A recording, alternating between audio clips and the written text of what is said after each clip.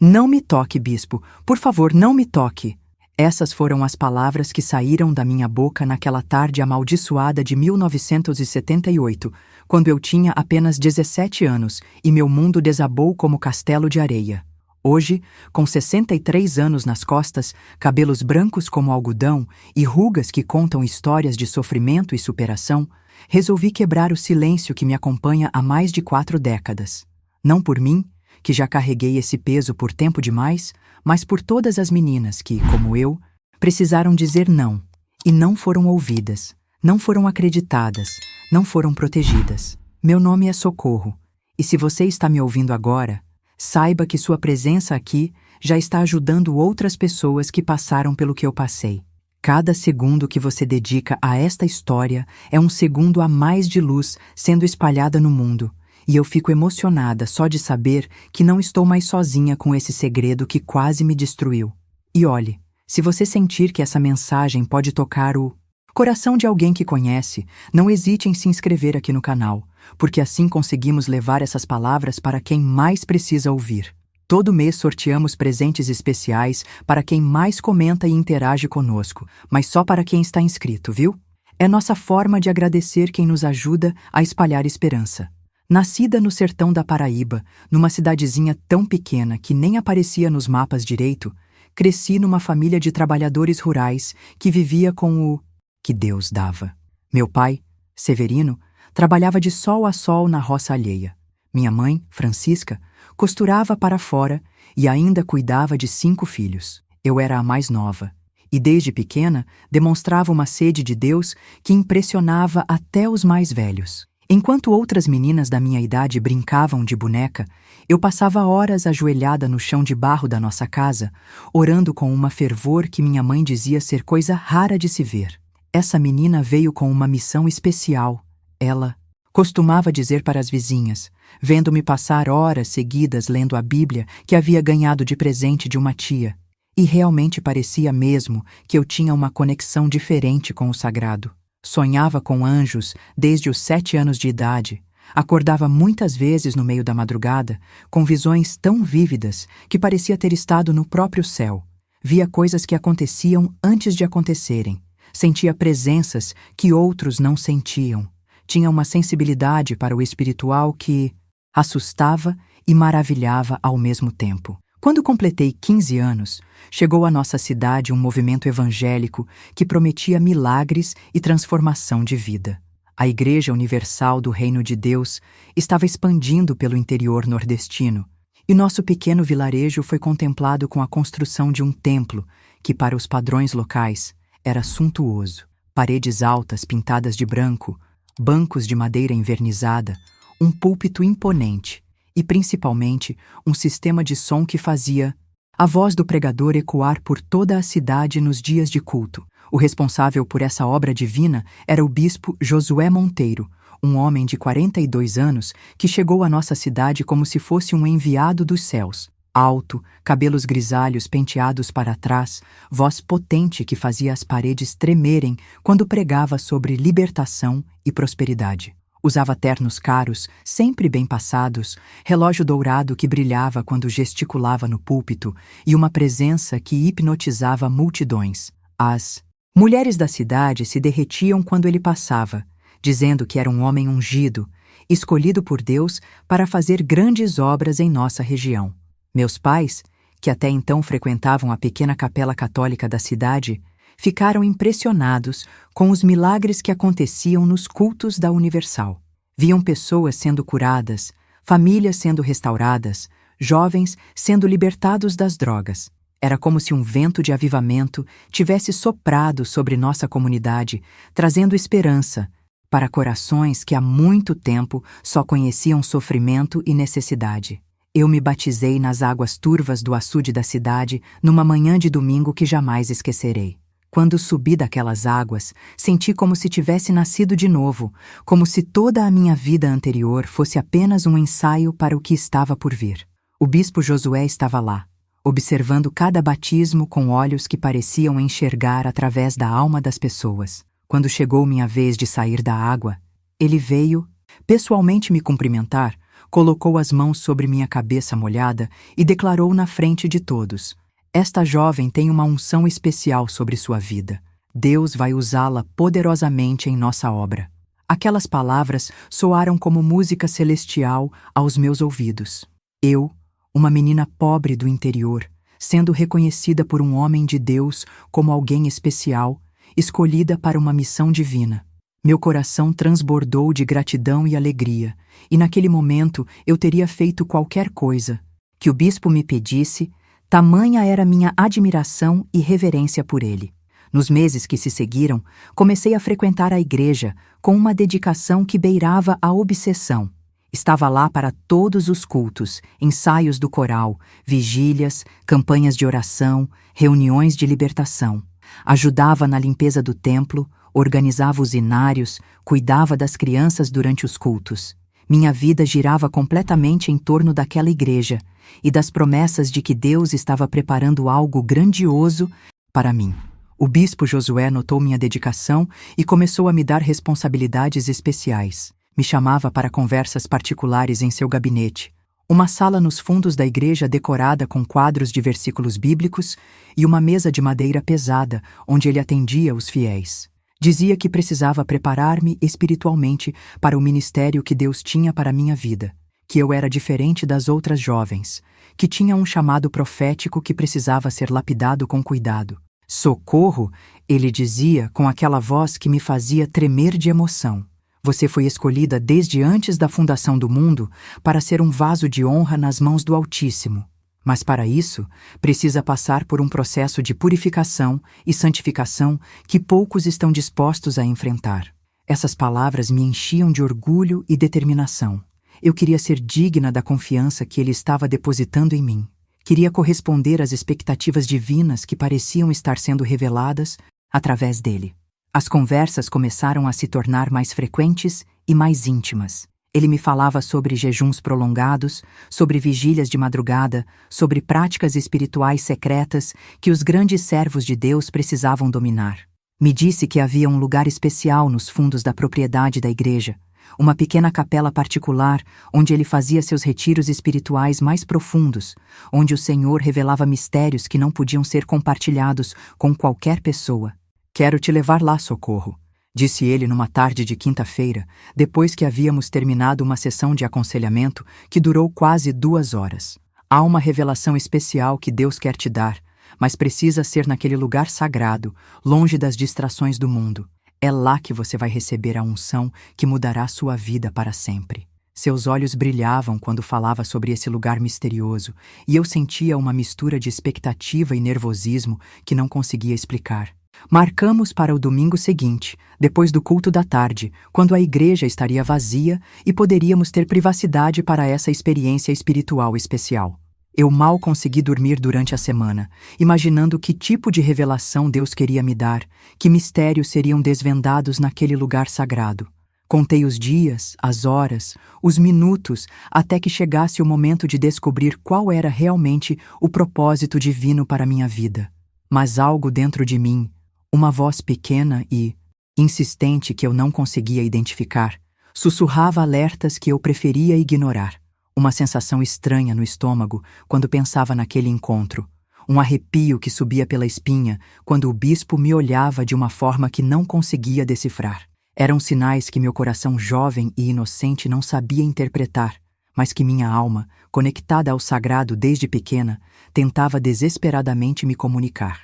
Comecei a ter sonhos perturbadores que me deixavam acordada no meio da madrugada, o coração batendo descompassado e as mãos tremendo como folha ao vento. Não eram sonhos comuns, daqueles que a gente esquece assim que o galo canta. Eram visões tão reais, tão vívidas, que eu acordava confusa, sem saber se o que tinha visto era produto da minha mente adormecida ou algum tipo de revelação divina que não conseguia compreender completamente. No primeiro sonho, eu me via caminhando pelos fundos da propriedade da igreja, seguindo o bispo Josué por uma trilha estreita cercada de jurema e mandacaru. O sol estava se pondo, pintando o céu de um vermelho que me lembrava sangue, e as sombras das árvores pareciam dedos retorcidos tentando me agarrar. Ele caminhava à minha frente, sempre alguns passos adiante, sem nunca se virar para trás, como se soubesse exatamente aonde estava me levando. Eu tentava acompanhar seu ritmo, mas minhas pernas pesavam como se estivessem presas no barro, e uma sensação de pavor crescia no meu peito a cada passo que dávamos. Chegávamos então a uma construção pequena, de paredes de tijolo sem reboco e uma porta de madeira pesada que rangia quando ele a abria.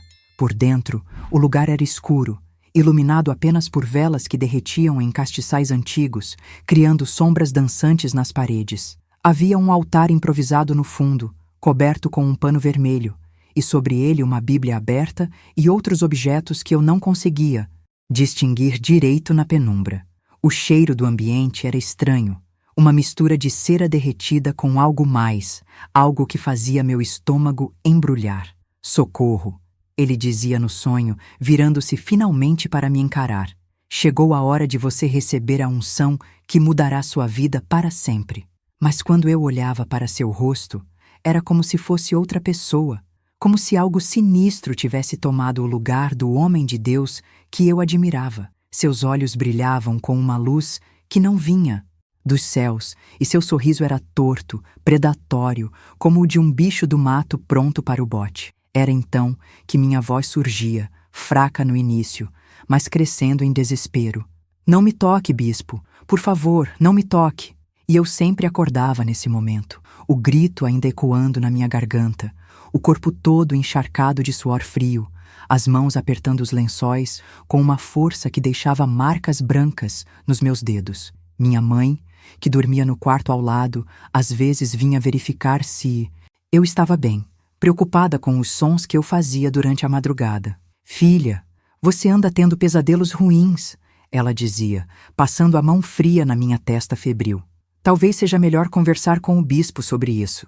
Pode ser que seja alguma coisa espiritual que precise de libertação.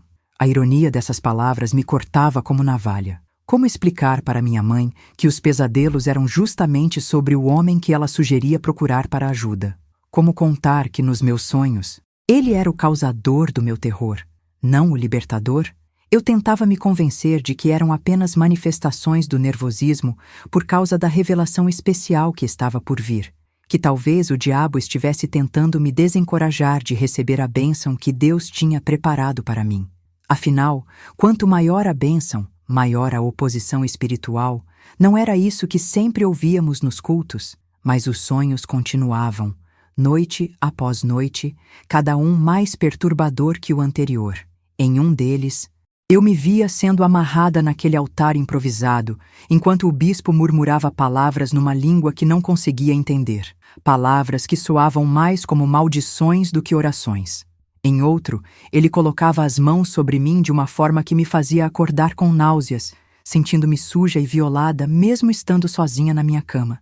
E sempre, sempre, eu conseguia gritar aquelas palavras que pareciam ter poder para me despertar. Não me toque, bispo! Por favor, não me toque! Durante os dias, eu tentava manter a normalidade, ajudando minha mãe com os afazeres domésticos, cuidando dos meus irmãos menores, participando dos cultos como se nada estivesse acontecendo. Mas as pessoas ao meu redor começaram a notar mudanças no meu comportamento. Eu estava mais quieta, mais introspectiva, pulava com qualquer barulho inesperado e evitava ficar sozinha com o bispo, mesmo durante nossas sessões de aconselhamento habituais. Socorro está diferente. Ouvi minha tia Zefa comentando com minha mãe numa tarde de sábado. A menina anda com uma cara de quem viu o cão. Será que não está com algum problema de saúde? Minha mãe suspirou, mexendo o feijão no fogão a lenha. Ela diz que anda sonhando ruim, mas não quer contar direito o que é. Talvez seja coisa da idade. Você sabe como essas meninas ficam quando estão virando moças. Se elas soubessem que meus sonhos não eram apenas pesadelos adolescentes, mas avisos que minha alma tentava desesperadamente me enviar. Se pudessem ver o que eu via durante essas visões noturnas, entenderiam por que eu acordava todas as madrugadas com o sabor amargo do medo na boca e uma certeza crescente de que algo terrível estava prestes a acontecer. E se essa mensagem ressoou com você até aqui e quiser apoiar para que ela chegue a outras pessoas que também estão no limite, clique em Valeu demais. Esse gesto pequeno ajuda a manter viva essa missão de levar luz a quem já perdeu a esperança. Gratidão imensa. Na véspera do nosso encontro marcado, tive o sonho mais assombrado de todos. Desta vez, não era só eu e o bispo na capela escura. Havia outras figuras sombrias ao redor, pessoas encapuzadas que formavam um círculo e cantavam cânticos que faziam minha pele arrepiar. E no centro desse círculo estava eu, vestida de branco como uma noiva, mas com os olhos vendados e as mãos amarradas com cordas grossas que cortavam minha pele delicada. O bispo se aproximava com uma taça na mão. Uma taça que continha um líquido escuro que borbulhava como se estivesse fervendo. Beba, ele ordenava, tentando forçar o recipiente contra meus lábios. Este é o cálice da iniciação. Depois disso, você será minha para sempre. Mas mesmo no sonho, mesmo com as mãos amarradas e os olhos vendados, eu encontrava forças para resistir, balançando a cabeça violentamente de um lado para o outro e gritando com toda a força dos meus pulmões: "Não me toque, bispo! Por favor, não me toque!" Acordo naquela madrugada de domingo com uma certeza que me gelava até os ossos. Não importasse o que acontecesse, eu não poderia ir àquele encontro. Alguma coisa dentro de mim, uma voz que vinha de um lugar mais profundo que a razão, gritava perigo com todas as letras. Mas como explicar isso para meus pais? Como justificar para a comunidade da igreja que eu estava recusando uma revelação divina por causa de pesadelos? Como desiludir o homem de Deus que havia depositado tanta confiança em mim? Passei aquela manhã de domingo numa agonia danada, o estômago embrulhado como se tivesse comido comida estragada, as mãos suando frio mesmo com o calor escaldante do sertão. Durante o culto matinal, mal consegui prestar atenção na pregação do bispo, que falava sobre obediência e submissão à vontade divina. Cada palavra parecia direcionada especificamente para mim, como se ele soubesse dos meus conflitos internos e estivesse tentando me convencer através da mensagem pública. Há momentos na vida do servo de Deus, ele declarava do púlpito, sua voz ecoando pelas paredes do templo lotado, em que precisamos confiar completamente na direção que recebemos, mesmo quando nossa mente limitada não consegue compreender os caminhos do Altíssimo. A obediência é melhor que o sacrifício, diz a Escritura. E quando Deus nos chama para uma experiência mais profunda da sua presença, não podemos hesitar por causa dos medos carnais que o inimigo coloca em nossos corações. Senti como se cada palavra fosse uma flechada direta no meu peito. As pessoas ao meu redor balançavam a cabeça em concordância, algumas levantavam as mãos para o alto em aprovação à mensagem, e eu ali, sentada na terceira fileira como sempre, me sentindo como a pior das pecadoras, por questionar uma oportunidade que qualquer outro jovem da igreja mataria para ter. Depois do culto, quando as pessoas se dispersaram para o almoço dominical em família, o bispo Josué se aproximou de mim com aquele sorriso paternal que até então me tranquilizava, mas que agora me causava um frio na barriga inexplicável. "Socorro, minha filha", disse ele, colocando a mão pesada no meu ombro. "Espero que você esteja preparada espiritualmente para o que Deus quer fazer na sua vida hoje à tarde. Às 3 horas estarei te esperando na entrada dos fundos da igreja. Não se atrase, porque há horários certos para se receber certas revelações." Assenti com a cabeça, forçando um sorriso que sei que não convenceu nem a mim mesma. "Estarei lá, bispo", respondi com uma voz que saiu mais fraca do que eu gostaria. "Estou ansiosa para receber o que Deus tem para mim." As palavras soaram falsas até para meus próprios ouvidos, mas ele pareceu satisfeito com a resposta. Deu um tapinha carinhoso na minha bochecha e se afastou para cumprimentar outros membros da congregação. Em casa, durante o almoço, mal consegui tocar na comida que minha mãe havia preparado com tanto carinho. O feijão, verde com carne de sol, meu prato preferido, parecia papel na minha boca. Meus pais notaram minha falta de apetite e atribuíram ao nervosismo pela revelação especial que eu estava prestes a receber. "É normal ficar ansiosa quando Deus vai fazer algo grande na nossa vida", disse meu pai, tentando me tranquilizar. Quando eu me converti, também fiquei dias sem conseguir comer direito de tanta expectativa. Às 2:30 da tarde, vesti meu vestido branco de domingo, o mesmo que usava para ocasiões especiais na igreja, Penteei meus cabelos longos e escuros com a escova que havia ganhado de presente de aniversário e me olhei no pequeno espelho quebrado do meu quarto. A menina que me encarava de volta parecia diferente, mais velha, como se tivesse envelhecido anos em apenas uma semana. Havia uma sombra nos meus olhos que não estava lá antes, uma marca invisível deixada pelos pesadelos que me atormentaram durante tantas noites. Saí de casa com as bênçãos dos meus pais ecoando nos meus ouvidos. Vai com Deus, filha, disse minha mãe, fazendo o sinal da cruz na minha testa. Que o Senhor te abençoe grandemente hoje.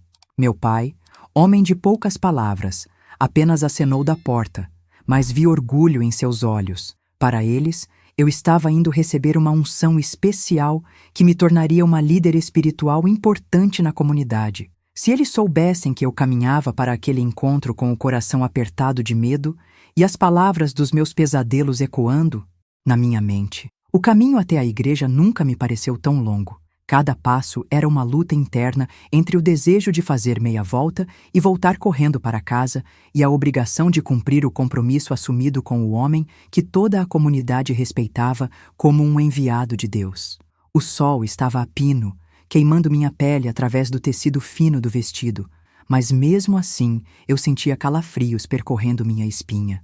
Quando cheguei aos fundos da igreja, no horário marcado, encontrei o bispo Josué me esperando sob a sombra de um pé de juazeiro, vestindo um terno cinza claro que contrastava com sua pele bronzeada pelo sol nordestino.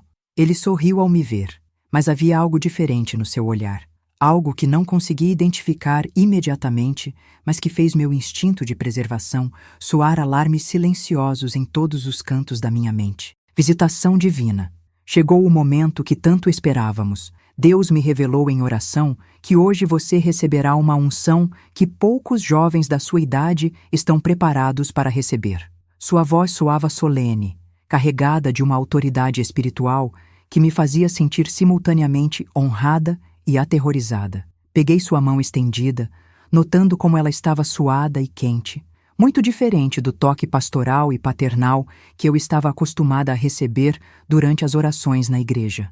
Começamos a caminhar por uma trilha estreita que serpenteava pelos fundos da propriedade, exatamente como eu havia visto em meus pesadelos.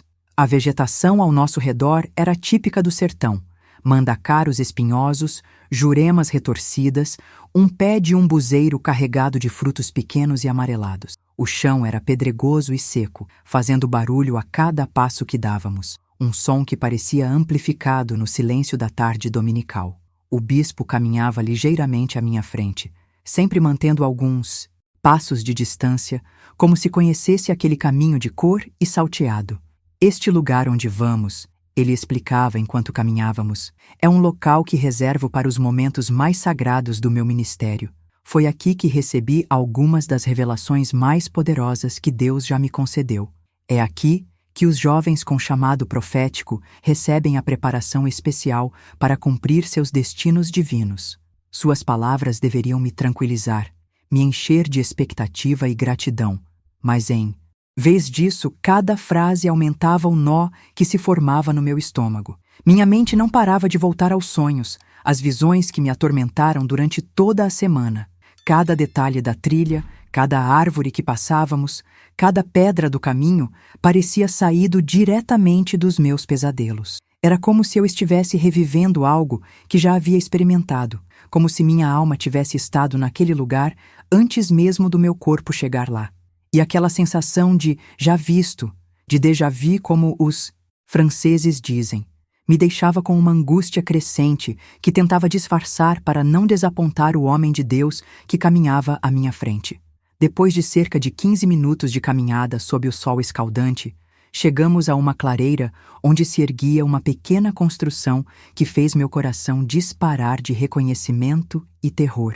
Era exatamente a mesma edificação dos meus sonhos. Paredes de tijolo sem reboco, telhado de barro vermelho meio descascado pelo tempo, uma única porta de madeira pesada que parecia ter visto dias melhores. Ao lado da construção havia um poço artesiano antigo, cercado por pedras empilhadas e coberto por uma tampa de madeira carcomida pelos cupins.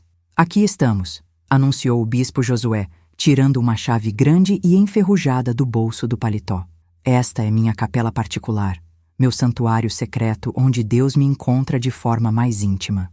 Ele inseriu a chave na fechadura, que abriu com um rangido metálico que me fez lembrar de correntes sendo arrastadas. Quando a porta se abriu completamente, uma lufada de ar abafado e carregado de umidade escapou do interior, trazendo consigo um cheiro estranho que misturava velas derretidas com algo mais, algo que não consegui identificar, mas que fez meu estômago se revirar. Por dentro, a capela era ainda mais perturbadora do que nos meus sonhos. As paredes eram nuas, pintadas de um branco que com o tempo havia amarelado e manchado pela umidade. Não havia janelas, apenas pequenos buracos nas paredes que serviam como ventilação, por onde entravam raios finos de luz solar que criavam padrões fantasmagóricos no ambiente escuro. No fundo da construção havia um altar improvisado, feito com tábuas de madeira velha e coberto com um pano vermelho escuro que parecia ter visto dias melhores. Sobre o altar estavam dispostos objetos que me fizeram engolir seco. Uma Bíblia antiga de capa preta, aberta em páginas que não consegui ler pela distância e pela penumbra. Várias velas de diferentes tamanhos e cores derretendo em castiçais de metal oxidado. Uma taça dourada que brilhava fracamente na luz das chamas, e outras coisas que prefiro não descrever em detalhes, mas que me causaram uma sensação imediata de que aquele não era um lugar sagrado no sentido que eu conhecia. Feche a porta, minha filha, instruiu o bispo, já se dirigindo para o altar. Precisamos de privacidade total para o que vai acontecer aqui. Ninguém pode interromper este momento sagrado. Hesitei por alguns segundos, minha mão congelada na maçaneta da porta, todo o meu ser gritando para que eu saísse correndo daquele lugar. Mas a educação e o respeito que havia sido ensinada a ter pelos homens de Deus falaram mais alto, e fechei a porta como ele havia pedido, ouvindo o som abafado da madeira se encaixando no batente como se fosse o último prego no meu caixão. O ambiente ficou ainda mais escuro com a porta fechada, iluminado apenas pelas velas que tremulavam. No altar, criando sombras dançantes nas paredes que pareciam ter vida própria. O bispo acendeu mais algumas velas, aumentando ligeiramente a luminosidade, mas ao mesmo tempo intensificando aquela atmosfera pesada e opressiva que parecia sugar o ar dos meus pulmões. Aproxime-se, Socorro, ele disse, gesticulando para que eu me dirigisse ao altar. Chegou a hora de você receber a unção que mudará sua vida para sempre. Sua voz havia mudado ligeiramente, ficado mais grave, mais íntima, como se estivéssemos compartilhando um segredo que ninguém mais no mundo poderia compreender. Caminhei lentamente em sua direção, cada passo pesando como se eu estivesse caminhando através de água grossa, meus pés relutantes em me levar para mais perto daquele altar que tanto me lembrava dos meus pesadelos. Quando cheguei perto dele, notei que seus olhos brilhavam de uma forma diferente na luz das velas, uma forma que me fez lembrar dos meus sonhos mais assombrados. Havia algo predatório naquele olhar, algo que definitivamente não vinha dos céus, mas de um lugar muito mais sombrio e perigoso. Ele estendeu as mãos em minha direção, e foi nesse momento que todas as palavras dos meus pesadelos vieram à tona, saindo da minha boca com uma força que não sabia que possuía. Não me toque, bispo, falei, minha voz tremendo, mas surpreendentemente firme. Por favor, não me toque. As palavras ecoaram na pequena capela como um grito de guerra, cortando o silêncio, pesado como uma lâmina afiada. O rosto dele mudou instantaneamente, a máscara de bondade e santidade escorregando para revelar algo que me fez recuar instintivamente em direção à porta. E se você chegou até aqui nesta jornada comigo, se sentiu cada palavra que estou compartilhando, pode me ajudar a continuar espalhando essa mensagem? Clique em curtir aqui embaixo, se inscreva no canal para que mais pessoas possam ouvir histórias como esta e deixe seu comentário contando se você já passou por alguma situação onde sua intuição te salvou de algo terrível. Sua participação faz toda a diferença para que outras pessoas encontrem força para falar sobre o que viveram. E lembre-se, todo mês temos sorteios especiais para quem mais interage conosco aqui na comunidade. A expressão que se espalhou pelo rosto do bispo Josué naquele momento foi algo que jamais esquecerei pelo resto da minha vida. Foi como se uma máscara tivesse caído, revelando por baixo algo que, definitivamente, não era divino. Seus olhos, que momentos antes brilhavam com aquela luz supostamente celestial, agora queimavam com uma raiva fria e calculista que me fez compreender instantaneamente que todas as minhas premonições, todos os meus pesadelos, todas as vozes interiores que me alertaram durante semanas estavam certas. Falando, sou um homem de Deus, ungido pelo Altíssimo para guiar jovens como você pelo caminho da santificação. Quem você pensa que é para me dizer não? Sua voz havia perdido completamente aquele tom paternal e acolhedor que eu conhecia dos púlpitos. Agora soava como o rugido de uma fera ferida, cheia de raiva e indignação por ter sua autoridade questionada por uma menina de apenas 17 anos. Recuei mais alguns passos, minhas costas já encostando na porta de madeira pesada, meu coração batendo tão forte que podia ouvir o som dele ecoando na pequena capela silenciosa. Desculpe, bispo, tentei explicar, minha voz saindo mais fraca do que eu gostaria. Mas alguma coisa dentro de mim está dizendo que isso não está certo. Eu não me sinto bem aqui. Por favor, me deixe ir embora. Ele soltou uma gargalhada amarga que me arrepiou toda.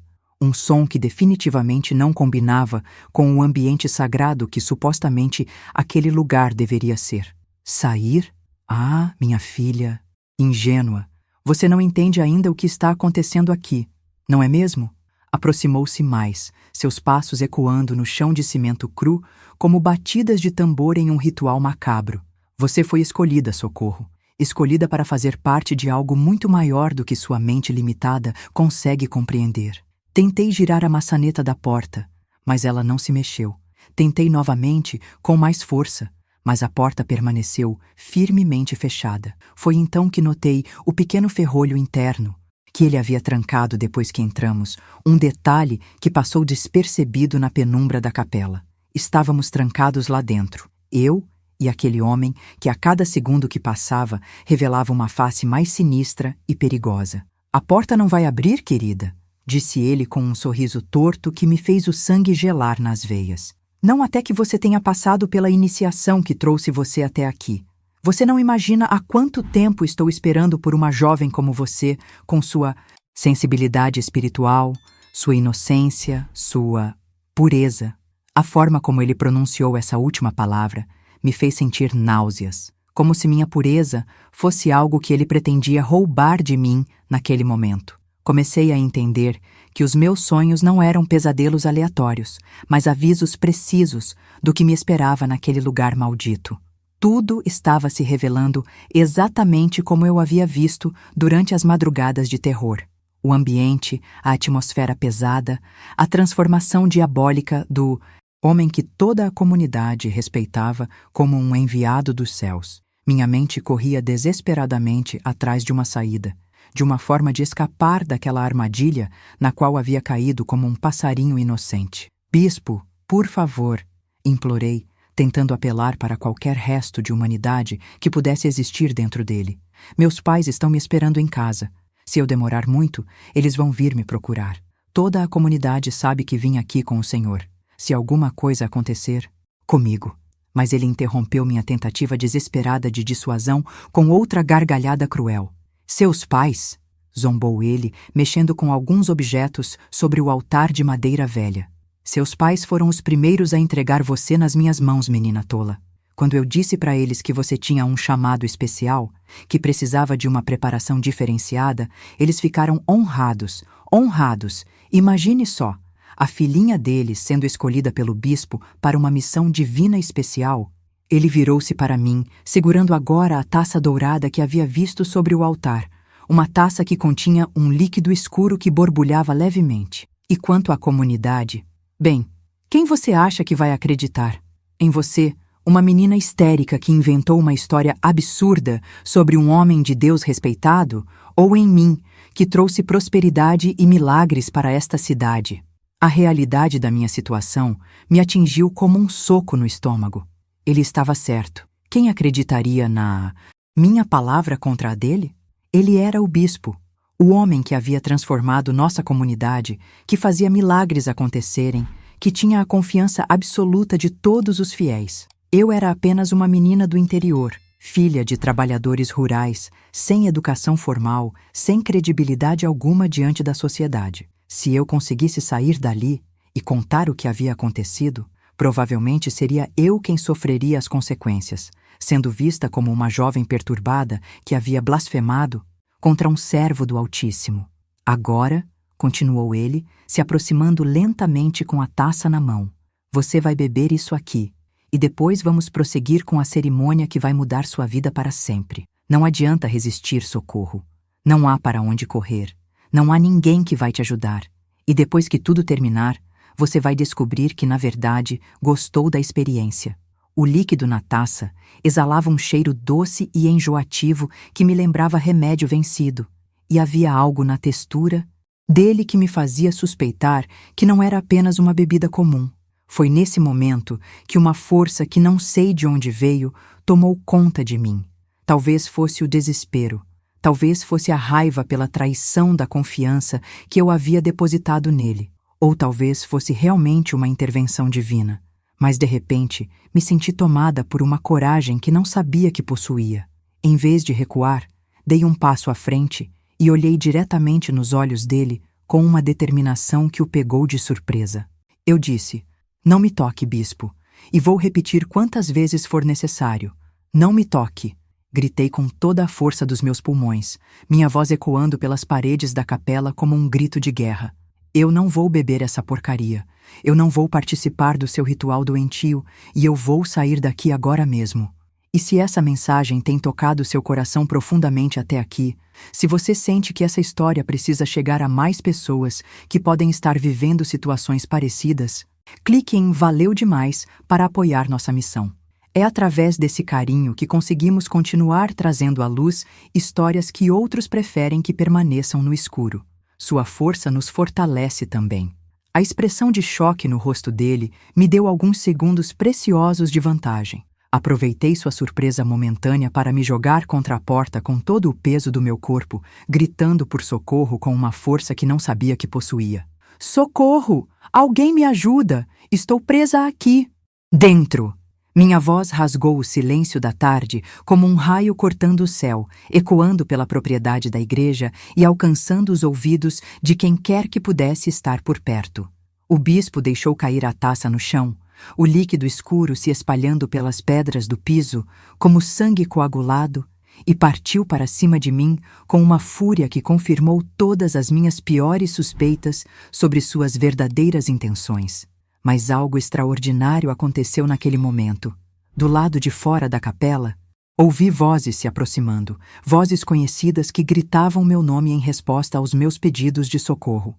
Socorro! Socorro! Onde você está, menina? Era a voz da Dona Raimunda, uma das mulheres mais velhas da congregação que havia vindo à igreja naquela tarde para regar as plantas do jardim. Socorro! Responda, filha! Onde você se meteu? E junto com ela, ouvi outras vozes se aproximando. Pessoas que haviam escutado meus gritos e vieram investigar o que estava acontecendo nos fundos da propriedade da igreja. O bispo Josué parou no meio do caminho, seus olhos queimando de ódio puro enquanto calculava rapidamente suas opções. Sabia que em poucos segundos teríamos companhia e que qualquer tentativa de me silenciar ou machucar seria descoberta por testemunhas que conheciam tanto ele quanto eu. Sua máscara de santidade voltou rapidamente ao lugar, mas agora eu podia ver claramente através dela. Podia ver o monstro que se escondia por trás da fachada religiosa. Destranca essa porta agora mesmo! Ordenei, minha voz carregada de uma autoridade que eu mesma não sabia que possuía. O bispo hesitou por alguns segundos, seus olhos saltando entre mim e a porta, calculando se tinha tempo de fazer alguma coisa terrível antes que as pessoas do lado de fora conseguissem entrar. Mas as vozes estavam ficando cada vez mais próximas, e ele sabia que não tinha escolha. Com movimentos rápidos e nervosos, ele destravou o ferrolho da porta, mas antes que pudesse abri-la completamente, sussurrou em meu ouvido com uma voz carregada de veneno. Se você contar alguma coisa sobre o que aconteceu aqui, Socorro, ninguém vai acreditar em você.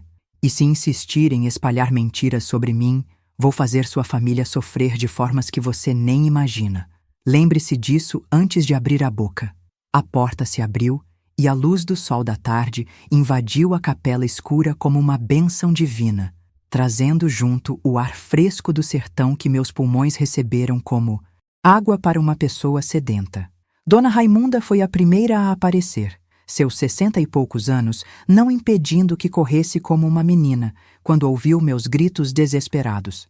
Atrás dela vinham o Sr. Antônio, que cuidava da manutenção da igreja, e duas outras mulheres da congregação que também estavam na propriedade naquela tarde. Minha filha, o que foi que aconteceu aqui?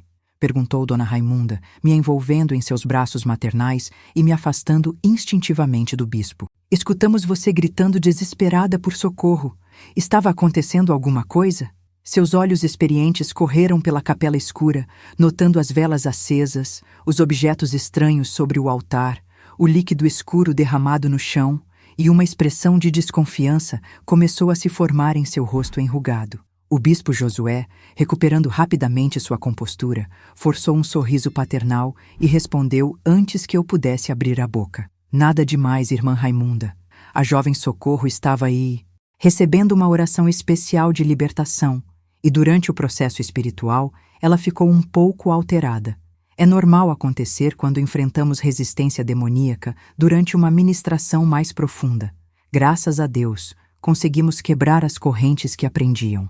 Olhei para ele com um misto de incredulidade e horror. Ali estava ele, distorcendo completamente a realidade, transformando meu desespero e medo em uma suposta manifestação espiritual, usando a própria linguagem religiosa da nossa comunidade para encobrir suas intenções diabólicas. E o pior de tudo era que as pessoas pareciam estar acreditando na versão dele, balançando a cabeça em compreensão e murmurando palavras de gratidão pela libertação que eu supostamente havia recebido. É verdade isso, Socorro? Perguntou Dona Raimunda, me observando atentamente. Você estava passando por alguma opressão espiritual que precisava de libertação? Senti o peso dos olhares de todos os presentes sobre mim, esperando uma confirmação da versão do bispo. E ali, naquele momento crucial, tomei uma das decisões mais importantes da minha vida. Não, respondi com a voz tremendo mas firme. Não é verdade. Eu gritei por socorro porque estava com medo. O bispo trancou a porta por dentro e tentou me forçar a beber algo estranho. Eu não estava manifestando nada. Eu estava pedindo ajuda porque me sentia em perigo. As palavras saíram da minha boca como um rompante, cortando o silêncio da tarde, como uma faca afiada. O clima mudou instantaneamente. As expressões de compreensão e gratidão se transformaram em choque e confusão. Dona Raimunda me abraçou mais forte, seus olhos agora fixos no bispo com uma desconfiança que não tentava esconder.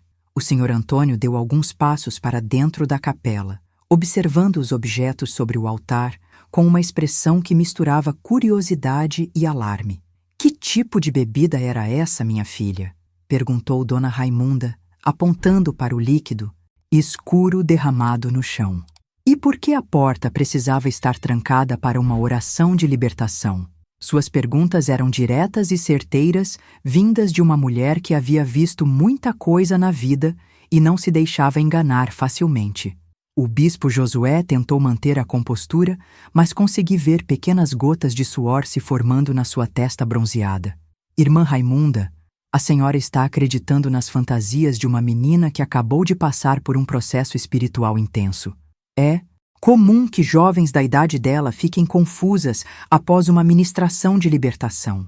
O líquido era apenas um chá de ervas abençoado, e a porta foi trancada para evitar interrupções durante a oração. Mas Dona Raimunda não estava convencida. Ela se abaixou e molhou o dedo no líquido derramado, levando-o ao nariz para cheirar. Sua expressão se fechou imediatamente. Isso aqui não é chá de erva nenhuma, bispo. Isso tem cheiro de remédio misturado com cachaça. E olhe esses objetos no altar. Isso aqui não parece nada com o que a gente usa nos nossos cultos de libertação na igreja. As outras pessoas presentes começaram a murmurar entre si, observando mais atentamente o ambiente da capela e notando detalhes que não pareciam condizer com uma ministração espiritual normal. O Sr. Antônio pegou a taça que havia rolado pelo chão e a examinou cuidadosamente. Essa taça aqui não é das nossas, bispo. E tem símbolos gravados nela que eu nunca vi em lugar nenhum da nossa igreja. Senti uma onda de alívio e gratidão tomar conta de mim. Finalmente alguém estava questionando, investigando, não aceitando cegamente a versão do homem que até então era visto como intocável pela comunidade. Dona Raimunda me segurou firme pela mão e declarou: "Nós vamos sair daqui agora mesmo. E essa menina vem comigo. Bispo, acho melhor o senhor explicar direito o que estava acontecendo aqui, porque as coisas não estão batendo. Vocês estão cometendo um erro grave", tentou argumentar. O bispo, sua voz começando a mostrar sinais de desespero. "Estão questionando um homem ungido por Deus, permitindo que as mentiras de uma menina perturbada manchem o ministério que tem trazido tantas bênçãos para esta comunidade. Vocês vão se arrepender de não confiar na minha palavra." Mas suas ameaças veladas só serviram para confirmar as suspeitas das pessoas presentes. Dona Raimunda me puxou para fora da capela com determinação, seguida pelos outros que também saíram daquele lugar. "Sombrio, vamos levá-la para casa", disse ela, "e depois vamos conversar direito com os pais dela e com a liderança da igreja sobre o que aconteceu aqui hoje." Enquanto caminhávamos de volta pela trilha espinhosa, deixando o bispo sozinho na sua capela sinistra, senti como se estivesse renascendo. Cada passo me afastava não apenas daquele lugar físico, mas de um destino terrível que poderia ter mudado minha vida de forma irreversível. As palavras que saíram da minha boca por instinto, "Não me toque, bispo, por favor, não me toque", haviam sido a chave que abriu a porta da minha salvação. Durante o caminho de volta, Dona Raimunda me fez várias perguntas detalhadas sobre o que havia acontecido na capela. Respondi a todas com honestidade, contando sobre os sonhos premonitórios, sobre a sensação de perigo que senti durante toda a semana, sobre as palavras que saíram da minha boca como se viessem de uma força maior que eu mesma. Ela me ouviu em silêncio, balançando a cabeça de vez em quando e murmurando orações baixinhas em português e latim misturados. "Minha filha", disse ela quando terminei meu relato, "você foi protegida por anjos hoje. Esses sonhos que você teve não eram pesadelos, eram avisos. E a coragem que você encontrou para resistir e gritar por ajuda veio diretamente do céu. Deus usou sua própria voz para se salvar de algo terrível. Suas palavras me trouxeram um conforto que não conseguia encontrar em lugar nenhum desde que toda essa situação começou. Quando chegamos à minha casa, encontramos meus pais esperando ansiosamente na varanda, preocupados com minha demora. A expressão de alegria nos rostos deles, quando me viram se aproximando rapidamente, se transformou em inquietação quando notaram meu estado emocional abalado e a presença das outras pessoas me acompanhando como uma escolta protetiva. Retorno. Seus olhos correram pelo pequeno grupo que me acompanhava, tentando entender por que eu estava voltando escoltada como se fosse uma prisioneira ou uma pessoa ferida. Minha mãe se aproximou rapidamente, suas mãos maternais já examinando meu rosto em busca de sinais de que algo estava errado. Dona Raimunda assumiu a palavra antes que eu pudesse responder. "Severino, Francisca, precisamos conversar com vocês sobre o que aconteceu lá nos fundos da igreja hoje. É uma conversa séria, e acho melhor que Socorro conte para vocês mesmos o que se passou." Sua voz carregava uma gravidade que fez meus pais entenderem imediatamente que não se tratava de um assunto simples. Sentamos todos na sala pequena da nossa casa, eu entre meus pais no sofá velho de madeira, e os outros visitantes nas cadeiras que trouxemos da cozinha. O silêncio pesou por alguns segundos, enquanto eu reunia coragem para contar aos meus próprios pais que o homem em quem eles depositavam toda a confiança espiritual havia tentado me fazer algo terrível. Como explicar para pessoas simples do interior que o bispo que eles respeitavam como um enviado de Deus era na verdade um predador disfarçado? "Pai, mãe", comecei, minha voz tremendo como uma folha no vento. O bispo me levou para uma capela escura nos fundos da igreja, trancou a porta e tentou me forçar a beber uma coisa estranha. Quando eu disse que não queria, ele ficou agressivo. Eu gritei por socorro porque estava com medo do que ele ia fazer comigo. As palavras saíam aos pedaços, como se cada uma delas cortasse minha garganta no caminho. O rosto do meu pai ficou vermelho de raiva instantânea. Que história é essa, Socorro? Você está dizendo que o bispo, que ele tentou... Ele não conseguiu terminar a frase, a realidade do que eu estava dizendo sendo demais para processar de uma vez só. Minha mãe me puxou para mais perto, suas mãos tremendo enquanto afagava meus cabelos. É verdade o que ela está dizendo, confirmou Dona Raimunda. Nós ouvimos os gritos dela lá de longe e fomos investigar. Quando chegamos na tal capela, encontramos coisas muito estranhas. Bebida derramada no chão que não era chá de erva coisa nenhuma, objetos esquisitos em cima de um altar improvisado, e o bispo nervoso tentando explicar que era tudo normal. Mas não era normal, não. O senhor Antônio complementou. Severino, eu trabalho naquela igreja há mais de 15 anos. Conheço cada cantinho daquele lugar. Nunca vi aquela capela sendo usada para nada. E os objetos que estavam lá dentro não são das nossas cerimônias. Tinha até uma taça com símbolos gravados que não são cristãos. Meu pai se levantou do sofá como se tivesse levado um choque elétrico. Onde está esse desgraçado agora? Perguntou, a voz saindo rouca de indignação. Cadê ele? Eu vou acertar as contas com esse safado que ousou encostar a mão suja na minha filha. Nunca tinha visto meu pai tão alterado. Seus punhos cerrados e o rosto contorcido de uma fúria que eu não sabia que ele possuía. Calma, Severino, interveio Dona Raimunda. A gente precisa pensar direito em como lidar com isso. Esse homem tem influência, tem poder, tem pessoas importantes na cidade que acreditam nele. Se a gente for com muita raiva e pouco planejamento, pode ser que no final das contas, quem saia prejudicado seja vocês. Suas palavras continham uma sabedoria que só vem com a experiência de uma vida inteira lidando com injustiças e pessoas poderosas. Durante as horas que se seguiram, nossa pequena sala se transformou numa espécie de tribunal improvisado, onde cada detalhe do que havia acontecido foi analisado, questionado e confirmado. Outras pessoas da comunidade foram chegando, trazidas pelas notícias que se espalharam rapidamente pela cidade pequena. Entre elas estava o diácono Manuel, um homem respeitado que havia sido uma das primeiras pessoas a se converter quando a Universal chegou à nossa região. Socorro, disse ele sentando-se numa cadeira próxima ao sofá onde eu estava. Eu conheço você desde que era uma criancinha correndo pelo terreiro da sua avó. Sei que você é uma menina séria, educada, que sempre respeitou os mais velhos e nunca deu trabalho para seus pais. Quero que você me conte, com suas próprias palavras, exatamente o que aconteceu naquela capela hoje. Respirei fundo e contei mais uma vez toda a história, desde os sonhos premonitórios até o momento em que consegui sair daquele lugar maldito. Contei sobre as mudanças no comportamento do bispo nas últimas semanas, sobre as conversas cada vez mais íntimas, sobre a sensação de perigo que crescia dentro de mim como uma semente ruim. Quando terminei, o silêncio na sala era tão denso que podia ser cortado com uma faca. E os sonhos que você teve? Perguntou o diácono Manuel. Você tinha contado para alguém sobre eles antes de hoje? Balancei a cabeça afirmativamente. Contei para minha mãe, que estava tendo pesadelos, mas não entrei em detalhes. Achei que ela fosse achar que era coisa da minha cabeça. Minha mãe confirmou. É verdade, ela andava acordando assustada durante a noite, mas quando eu perguntava, ela dizia que não lembrava direito do que tinha sonhado. Isso é importante, disse Dona Raimunda. Prova que ela não inventou essa história depois que as coisas aconteceram. Os sonhos vieram antes, como um aviso. Ela se virou para o diácono e continuou. Manuel, eu tenho mais de 60 anos de vida. Já vi muita coisa neste mundo. Quando chegamos naquela capela hoje, a atmosfera do lugar estava pesada, carregada.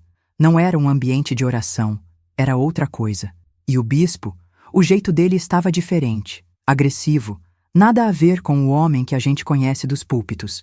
E se essa jornada tem tocado seu coração, se você sente que precisa apoiar para que mais pessoas ouçam histórias como esta, considere clicar em Valeu demais. É através desse carinho que conseguimos continuar iluminando cantos escuros onde outros preferem que a verdade permaneça escondida. Sua força nos dá coragem para continuar. As discussões se estenderam pela noite adentro. Pessoas iam e vinham, trazendo informações, confirmando suspeitas, compartilhando suas próprias experiências estranhas com o bispo, que agora, sob a luz dos acontecimentos, ganhavam um significado completamente diferente. A Dona Maria do Carmo, que morava perto da igreja, contou que, várias vezes, havia visto o bispo levando jovens para aquela região nos fundos da propriedade, sempre no final da tarde, sempre quando havia poucas pessoas por perto. Eu achava que fosse normal, disse ela, balançando a cabeça com pesar. Pensava que era orientação espiritual, aconselhamento pastoral. Nunca imaginei que pudesse ser outra coisa. Outras mulheres presentes confirmaram que também haviam notado esse padrão, mas que nunca questionaram, porque, afinal, quem eram elas para desconfiar de um homem de Deus? Foi então que chegou uma notícia que mudou completamente o rumo das conversas. O jovem Zé da Silva, que trabalhava como ajudante-geral na prefeitura, apareceu na nossa porta com informações que deixaram todos estarrecidos. Gente, disse ele, ofegante como se tivesse corrido uma légua, vocês não vão acreditar no que eu descobri hoje na prefeitura. Todos se viraram para ele, esperando ansiosamente pelo que tinha a dizer. O bispo Josué não é quem ele diz que é. Eu estava organizando uns documentos velhos no arquivo quando encontrei uma pasta com o nome dele. Tem uma investigação que veio de São Paulo, da própria Universal, dizendo que ele foi expulso da igreja por condutas inadequadas com menores de idade. Ele não foi transferido para cá, ele fugiu para cá. O silêncio que se seguiu foi ensurdecedor. Todas as peças do quebra-cabeças começaram a se encaixar. A chegada repentina à nossa cidade, a construção rápida da capela, particular, o interesse especial em jovens da comunidade, a agressividade quando foi confrontado. Não se tratava de um caso isolado, era um padrão de comportamento que ele havia repetido em outras cidades, com outras vítimas. Isso muda tudo, disse o diácono Manuel, seu rosto grave carregado de uma determinação que eu nunca havia visto antes. Se ele já fez isso em outros lugares, com outras meninas, então Socorro pode não ter sido a primeira, nem seria a última. A gente tem uma responsabilidade não só com ela, mas com todas as outras jovens que podem estar em perigo. Naquele momento compreendi que minha experiência terrível não havia sido em vão. Os sonhos, o medo, a coragem que encontrei para resistir e gritar por ajuda, tudo isso havia servido não apenas para me salvar, mas para expor um predador que poderia continuar machucando outras meninas inocentes por anos a fio. Minha voz, aquelas palavras que saíram de mim como um grito desesperado, haviam-se tornado a chave que abriu a porta da justiça para toda uma comunidade. Experiências similares, mas que nunca tiveram coragem de falar porque achavam que ninguém acreditaria nelas contra um homem tão respeitado na comunidade. A primeira a se manifestar foi Maria José, uma jovem de 19 anos que morava no distrito vizinho.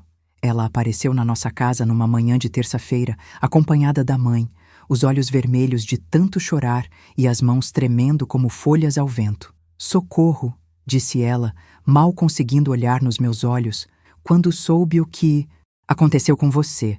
Senti que precisava contar o que ele fez comigo há 8 meses atrás. A história dela era assustadoramente similar à minha, mas com um final muito mais trágico. Ela havia aceitado o convite para ir à capela particular, havia bebido o líquido estranho que o bispo ofereceu, e depois disso suas memórias ficavam confusas e fragmentadas. Eu lembro de me sentir tonta, meio desacordada, contou ela entre soluços. E quando recuperei a consciência estava diferente. Ele me disse que eu havia recebido uma unção especial, que agora fazia parte de um círculo seleto de escolhidas. Mas eu me sentia suja, violada, como se algo terrível tivesse acontecido comigo. Nos dias seguintes, outras jovens apareceram com relatos semelhantes. Cada história era uma punhalada no coração da nossa comunidade, revelando a extensão do mal que havia se infiltrado no lugar que considerávamos mais sagrado. Francisca, de 17 anos, contou que havia sido levada à capela 3 vezes em meses diferentes, sempre sob o pretexto de receber revelações espirituais especiais. Antônia, de apenas 15 anos, revelou que o bispo havia tentado convencê-la a participar de uma cerimônia de purificação que ela recusou por intuição, sendo depois perseguida psicologicamente com ameaças de que sua família sofreria maldições se ela contasse alguma coisa para alguém. O diácono Manuel, junto com outros líderes da comunidade que permaneceram fiéis aos verdadeiros princípios cristãos, organizou uma espécie de comissão de investigação informal para coletar todos os depoimentos e evidências possíveis. Descobrimos que o padrão de comportamento do bispo era sempre o mesmo. Ele identificava jovens com perfil mais vulnerável, geralmente de famílias simples e humildes. Ganhava a confiança delas e dos pais através de promessas espirituais grandiosas e depois as isolava para cometer suas atrocidades. A capela particular, quando foi novamente investigada mais detalhadamente, revelou segredos ainda mais perturbadores. Escondidos em compartimentos secretos nas paredes, foram encontrados frascos com substâncias químicas não identificadas, fotografias comprometedoras de algumas das vítimas e até mesmo objetos pessoais que várias meninas haviam perdido e nunca mais encontrado. Era como se aquele lugar fosse um arquivo macabro dos crimes cometidos ali durante os anos em que o falso bispo operou na nossa região. Enquanto isso, o próprio Josué havia simplesmente desaparecido da cidade na calada da noite seguinte ao nosso confronto. Quando algumas pessoas foram procurá-lo na casa paroquial onde ele morava, encontraram o lugar completamente vazio, como se ele nunca tivesse existido. Havia levado todos os seus pertences, inclusive o dinheiro das ofertas da igreja que estava guardado num cofre do qual só ele tinha a combinação. Mais uma vez, ele havia fugido para escapar das consequências dos seus atos, deixando para trás uma comunidade traumatizada e um rastro de vidas destruídas. Mas dessa vez foi diferente. Dessa vez, ele não conseguiu escapar completamente impune. O diácono Manuel entrou em contato com as autoridades estaduais, enviou todas as evidências coletadas para a Polícia Civil e também comunicou o caso à sede nacional da Igreja Universal, que finalmente tomou providências oficiais para impedir que ele continuasse se aproveitando de outras comunidades. Um mandado de prisão foi expedido em nome dele, e cartazes com sua foto começaram a circular por todo o estado da Paraíba e estados vizinhos. 3 meses depois, recebemos a notícia de que ele havia sido capturado numa cidade pequena do Ceará, tentando mais uma vez se estabelecer como líder religioso numa nova comunidade desavisada. Quando foi preso, descobriu-se que carregava documentos falsos e uma quantia considerável de dinheiro, provavelmente fruto de outros golpes aplicados em outras cidades. A investigação policial revelou que seu verdadeiro nome não era nem mesmo Josué Monteiro, mas Antônio Silva dos Santos, um ex-detento com passagens por estelionato e crimes contra a dignidade sexual em pelo menos 4 estados diferentes. Durante todo esse processo de investigação e justiça, senti como se estivesse crescendo anos em questão de semanas. A menina inocente que havia entrado naquela capela assombrada já não existia mais. Em seu lugar, havia surgido uma jovem mulher que conhecia a realidade crua do mundo, que sabia que nem toda pessoa que fala em nome de Deus tem realmente boas intenções, que compreendia que às vezes é preciso questionar autoridades e confiar na própria intuição, mesmo quando isso vai contra tudo o que nos ensinaram. Minha família me apoiou durante todo esse período difícil, especialmente minha mãe, que se culpava constantemente por ter entregado sua filha nas mãos de um predador. Como é que eu não percebi?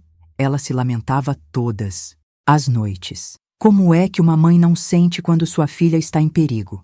Eu a tranquilizava repetindo que ninguém poderia ter adivinhado, que pessoas como o falso bispo são especialistas em enganar e manipular, que ele havia enganado uma comunidade inteira de pessoas honestas e bem-intencionadas. O que mais me marcou durante esses meses foi descobrir como minha coragem em resistir e gritar por ajuda havia inspirado outras pessoas a quebrarem seus próprios silêncios. Maria José me disse que foi minha história que lhe deu forças para finalmente contar o que havia sofrido. Francisca revelou que havia tentado se matar 2 vezes depois do que aconteceu com ela, mas que ao saber que não estava sozinha, que outras haviam passado pelo mesmo e que havia esperança de justiça, decidiu buscar ajuda e lutar por sua recuperação. Socorro! disse ela numa das nossas conversas. Você salvou não só a si mesma naquele dia, você salvou todas nós. Se você não tivesse gritado, se não tivesse resistido, se tivesse ficado em silêncio como ele queria, ele teria continuado machucando outras meninas por anos e anos. Essas palavras me fizeram compreender que os sonhos premonitórios que recebi, a força que encontrei para dizer não, os gritos desesperados por socorro, tudo isso havia sido parte de um plano maior para proteger não apenas a mim, mas a todas as jovens inocentes que poderiam cruzar o caminho daquele monstro no futuro. A Igreja Universal Oficial enviou representantes para nossa cidade para conduzir uma investigação interna e oferecer apoio psicológico e espiritual para todas as vítimas.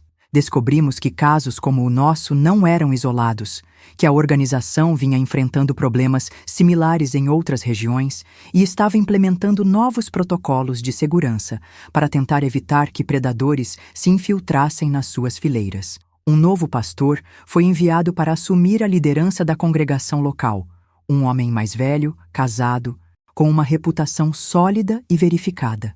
Aos poucos, nossa comunidade começou a se curar. As feridas estavam profundas, a confiança havia sido quebrada, mas aos poucos, as pessoas foram aprendendo a distinguir entre a verdadeira espiritualidade e a manipulação religiosa, entre líderes genuínos e lobos em pele de cordeiro. Eu mesma aprendi a confiar novamente na minha fé, compreendendo que os sonhos e intuições que recebi haviam vindo de uma fonte divina que queria me proteger, não me destruir. Hoje, quando olho para trás e revivo aqueles momentos de terror na capela escura, sinto uma gratidão imensa por ter encontrado coragem para pronunciar aquelas palavras que mudaram tudo. Não me toque, bispo. Por favor, não me toque. Foram essas palavras que quebraram o feitiço de medo e submissão, que me deram força para resistir, que alertaram as pessoas certas no momento certo, que iniciaram um processo de justiça que protegeu outras vítimas em potencial. Anos se passaram desde aquela tarde amaldiçoada que mudou o rumo da minha vida para sempre. 46 anos desde que pronunciei aquelas palavras que me salvaram. Não me toque, bispo. Por favor, não me toque.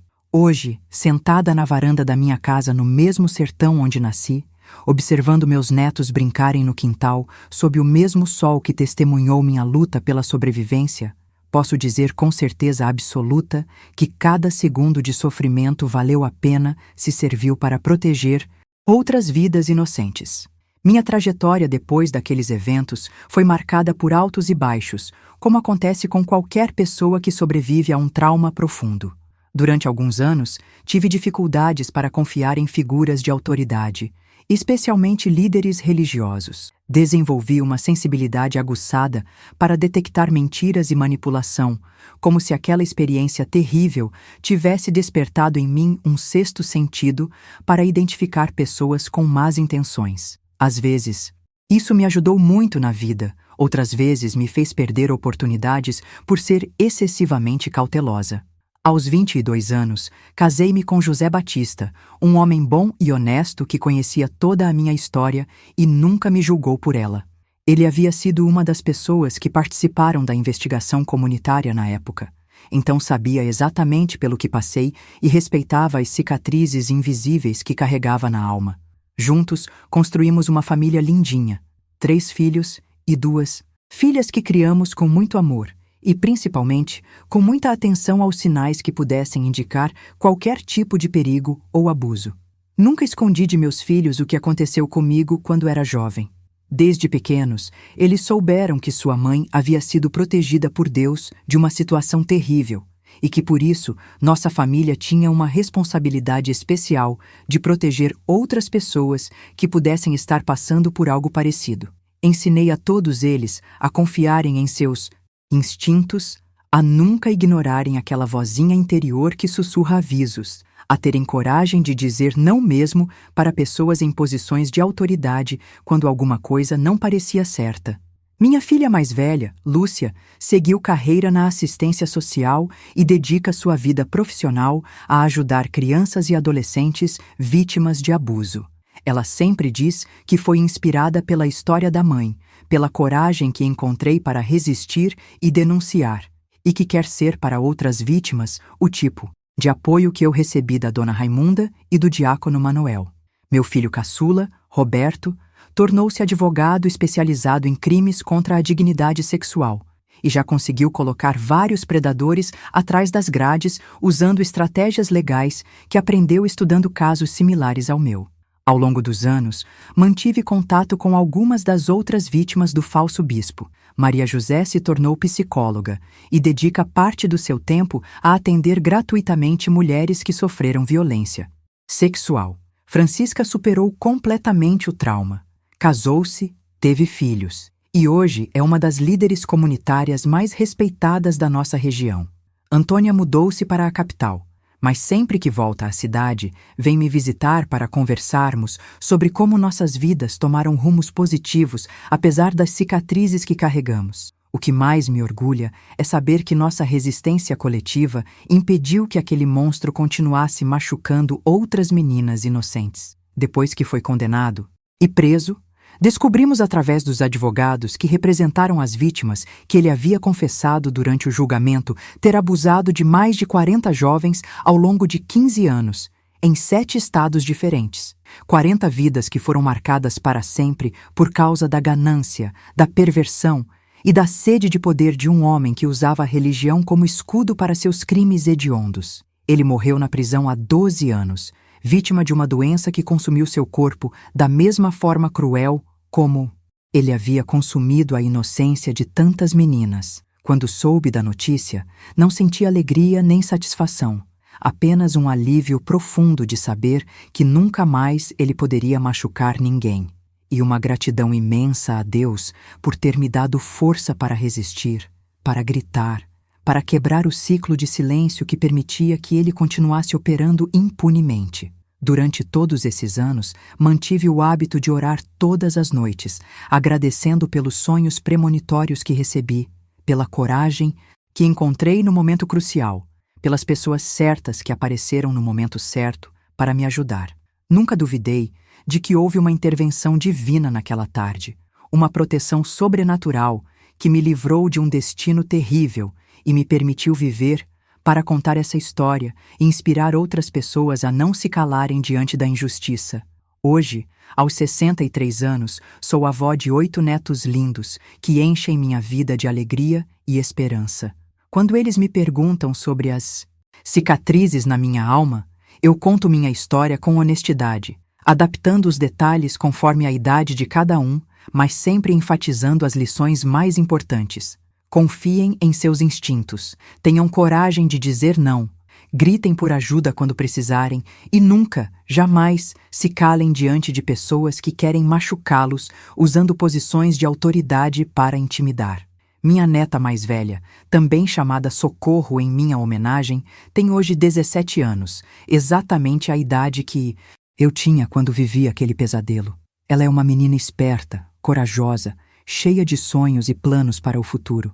Às vezes, quando a vejo sorrindo e brincando sem a menor sombra de medo, sinto uma felicidade imensa por saber que ela está crescendo num mundo onde histórias como a minha são contadas abertamente, onde vítimas de abuso encontram apoio e acreditação, onde predadores têm muito mais dificuldade para operar porque as pessoas estão mais alertas e menos dispostas a aceitar comportamentos suspeitos. Se você chegou até o final desta jornada comigo, se acompanhou cada palavra desta história que carrego no coração há tantas décadas, quero que saiba que sua presença aqui não foi coincidência.